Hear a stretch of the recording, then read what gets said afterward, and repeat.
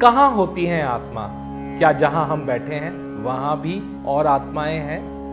डरने की जरूरत बिल्कुल नहीं है, लेकिन सत्य यह है कि जी हाँ, आत्माएं सब जगह हैं।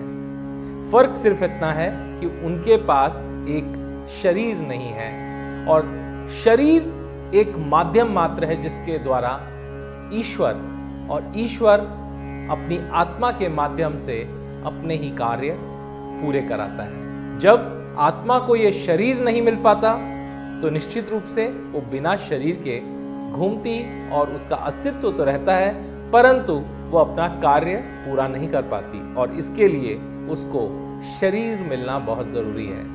अच्छी बात यह है कि मानव एकमात्र ऐसा शरीर है जिसको प्राप्त करने के बाद आप अपने जीवन के सबसे परम उद्देश्य ईश्वर को जानना और स्वयं को जानने का कार्य कर सकते हैं। इसके अलावा देवताओं से लेकर 84 लाख योनियों में ऐसा कोई भी एक शरीर नहीं है जिसको धारण करने के बाद हम ये सब कुछ कर पाए। तो विचार ये भी आता है कि अगर सब जगह आत्मा है, अगर मेरे आसपास भी आत्माएं हैं, तो मैं उनको अनुभव क्यों नहीं कर पाता, मैं उनको जान क्यों नहीं पाता?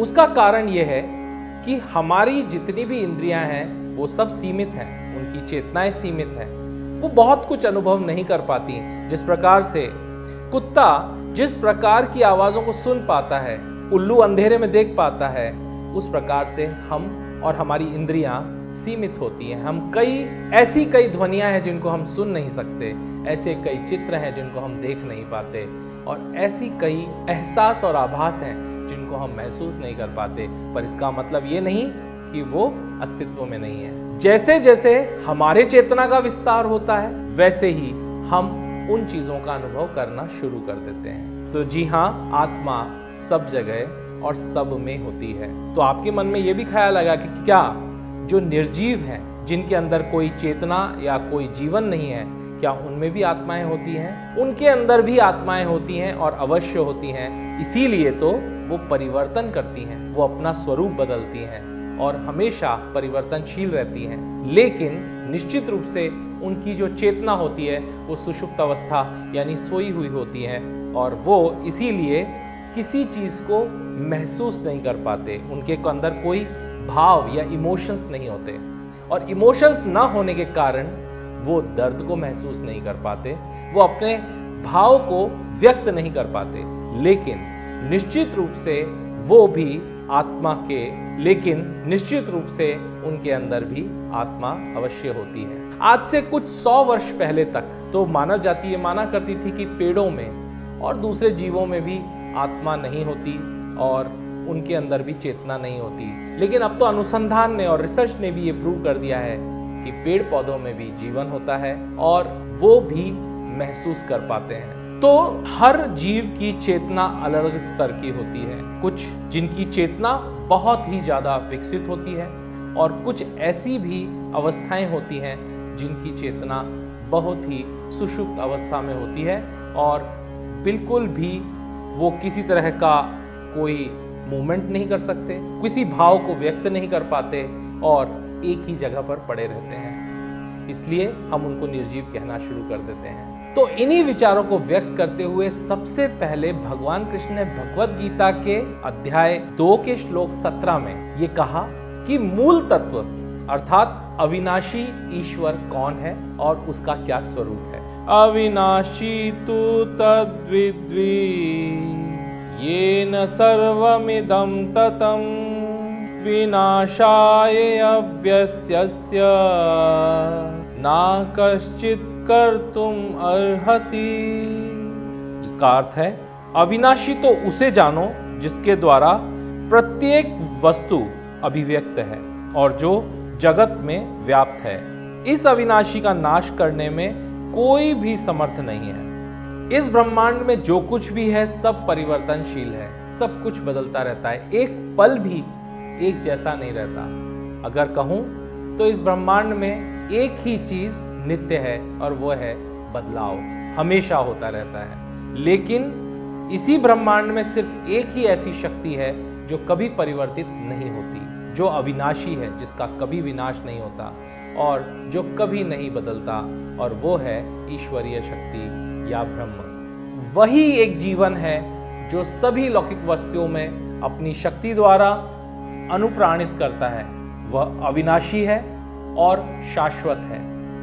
न उसका कभी जन्म हुआ था, ना ही उसकी कभी मृत्यु होती है। जिस प्रकार से एक दिए से हम कई और दियों को जलाते चले जाते हैं और कई दिए जलते चले जाते हैं, लेकिन जो मूल दिया है वही ईश्वरीय स्वरूप है, जिसने बाकी सब दियों के अंदर चेतना फूकी है।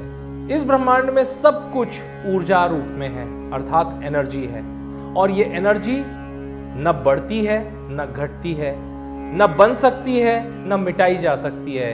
इसको सिर्फ और सिर्फ परिवर्तित किया जा सकता है, और ये परिवर्तित ही होती है। और आज के इस युग में आइंस्टाइन ने इस बात की वैज्ञानिक दृष्टिकोण से पुष्टि भी की। तो जिस प्रकार से जल ही भाप बन जाता है गर्मी मिलने पर, और ठंडा होने पर बर्फ बन जाता है, लेकिन मूल रूप से उसके अंदर जल के ही अणु हैं, अर्थात हाइड्रोजन और ऑक्सीजन ही है।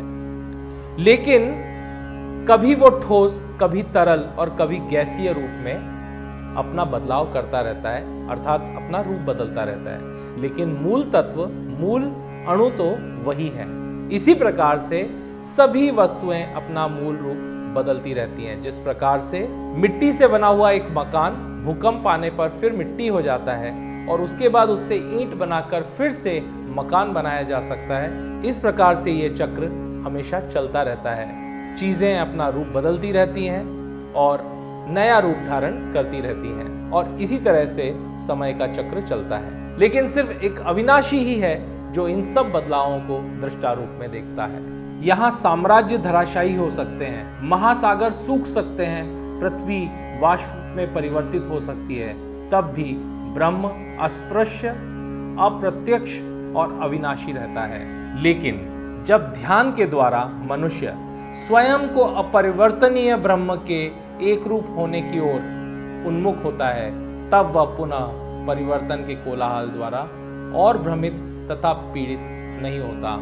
इसका अर्थ यह है कि सिर्फ ध्यान करके और अपने विचारों पर नियंत्रण करके सिर्फ इस बात का अनुभव करना कि मैं एक आत्मा हूं और मैं अविनाशी ईश्वर का अंश हूं, जब ये अनुभव निरंतर मेरे अंदर चलने लगता है और ध्यान में अपरिवर्तनीय ब्रह्म रूप में मैं एकाकार होने लगता हूं, तभी मेरा सही स्वरूप निकल कर आता है। तो किस प्रकार और क्यों आत्मा निरंतर नए वस्त्र धारण करती रहती है, नए शरीर धारण करती रहती है, इस बारे में भी विचार किया गया, और आने वाले श्लोकों में हम इसके ऊपर प्रकाश डालेंगे। जुड़े रहिए हमारी इस ज्ञान और भक्ति की गंगा से। अगर आपको ये संस्करण पसंद आ रहे हैं तो चैनल को सब्सक्राइब करना ना भूलें और बेल आइकॉन को प्रेस जरूर करें, ताकि हर संस्करण का नोटिफिकेशन आप तक पहुंच सके। खुश रहिए, आनंदित